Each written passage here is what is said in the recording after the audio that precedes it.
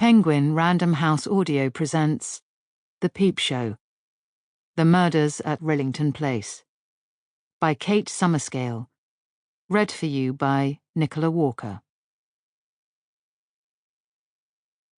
For Sam. As for this particular key, it is the key to the small room at the end of the long passage on the lower floor. Open anything you want.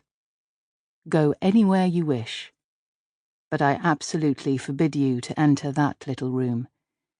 And if you so much as open it a crack, there will be no limit to my anger. Charles Perrault, Bluebeard, 1697. Translated by Maria Tata in the Classic Fairy Tales, 1998.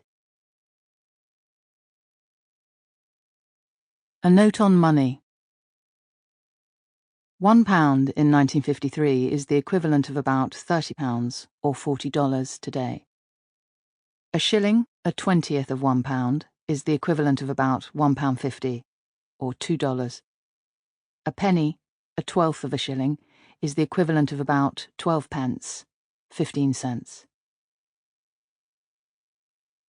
Preface. At about 8 o'clock one foggy night in March, Christina Maloney was soliciting for custom outside the cheap hotels and boarding houses in Sussex Gardens, a dilapidated stucco terrace in Paddington, when she was approached by a thin man in spectacles. He was dressed in a suit, a brown overcoat, and a brown trilby. Even with his hat on, she could see that he was going bald. They exchanged a few words on the pavement, shielded from the main road by a railed enclosure of plane trees and hedges. Christina asked the man if he wanted to come home with her. He suggested that she come to his place instead. He was an estate agent, he said, who let out flats to girls like her, and he had a basement that he could show her. Christina declined his offer. She didn't go to strangers' houses, she told him. The man said that he might come back the next morning, but he seemed first to want to know more about Christina's accommodation.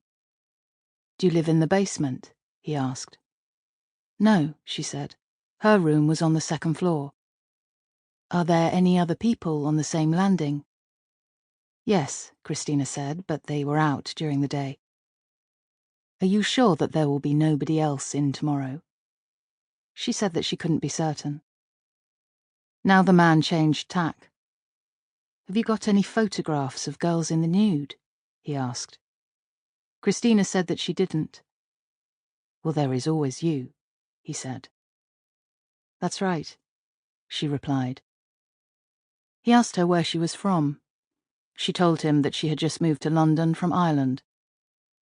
The man proposed that he return to Sussex Gardens the next day at noon, and after he and Christina had done some business, she could come to his flat for a session with his photographers. He would pay her £2 an hour, he said. She agreed, and he left. The stranger did not turn up the next day as promised, but just over a week later, on Sunday the 29th of March, 1953, Christina recognized his photograph in the News of the World. Part 1. Chapter 1. In the Walls. In the evening of Tuesday the 24th of March, 1953, Harry Proctor, the star crime reporter of the Sunday Pictorial, drove over to a Victorian terrace in Notting Hill, in which the bodies of 3 young women had been discovered. They were rumoured to have died accidentally, in botched backstreet abortions, but Harry thought the story worth checking out anyway. He was used to working all hours, shuttling between his office in Fleet Street, crime scenes, pubs, courts, and police stations. Over the past few years, he had become known throughout Britain for his scoops and sensational exposés. "Tell it to Harry Proctor," people would say when they heard something outrageous. At 36, after a decade and a half in Fleet Street, he looked like a weathered cherub. Harry drank. He smoked. He had tousled brown hair, pale skin, soft bags beneath his eyes. Harry turned into Rillington Place, parked his car, and switched off the headlights.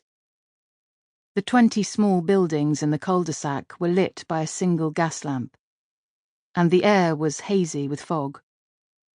Every few minutes, a Hammersmith and City Line train rumbled across a steel viaduct, just out of sight above the roofs of the right-hand terrace.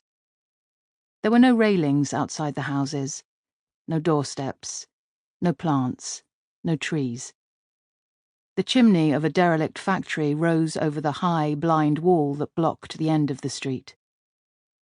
Number 10 was the last building on the left, abutting the wall.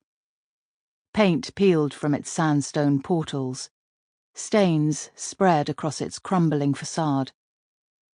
A police constable stood guard at the front door, by a bay window hung with a dirty net curtain and a sagging sheet, while other officers moved in and out with tools and boxes.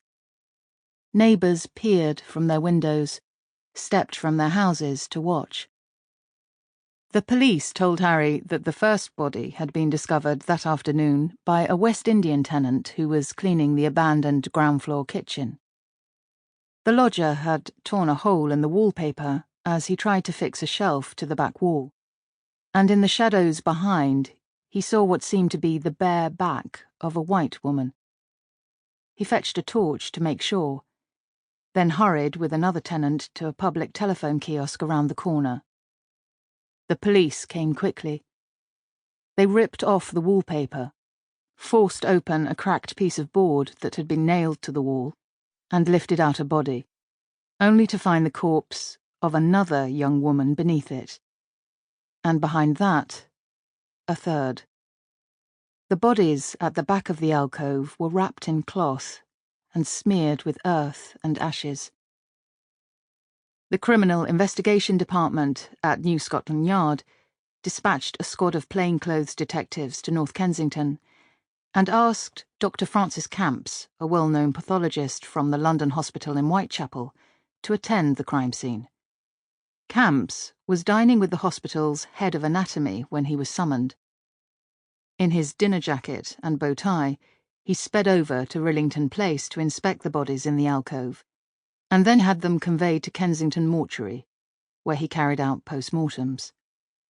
Camps estimated that the women had been murdered within the past few weeks.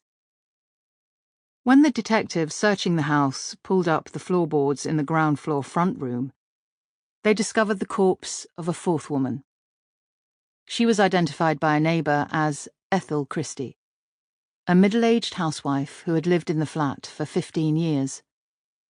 Her husband, John Reginald Halliday Christie, had gone missing a few days earlier. Reg Christie was an accounts clerk and a former policeman, described by neighbours as the poshest resident of the street. He immediately became the chief suspect in the murders. Harry realised with a shock that he had not only been to 10 Rillington Place before, but had met the man the police were now seeking. Just over 3 years ago, as a reporter for the Daily Mail, he had been sent to interview Reg Christie when another tenant of the building was charged with the murders of his wife and child. Back then, late one December evening in 1949, Harry had knocked at the front door of number 10. After a few minutes, a balding, bespectacled figure opened the door a couple of inches and asked to see Harry's press card. The man peered at the card in the darkness, then gave a thin smile.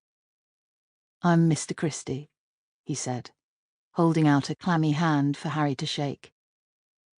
He led him down the communal hall and through a door into his kitchen. The walls of the house were thin, the floors uneven. There was no electricity in the property, so the rooms were lit with gas. "Sit you down," said Christie. He put a tin kettle on the stove. "I know you reporters like something stronger," he said, "but I can only offer you tea." He told Harry that his wife was asleep in the bedroom. "You're a Yorkshire man, aren't you?" Sample complete. Ready to continue?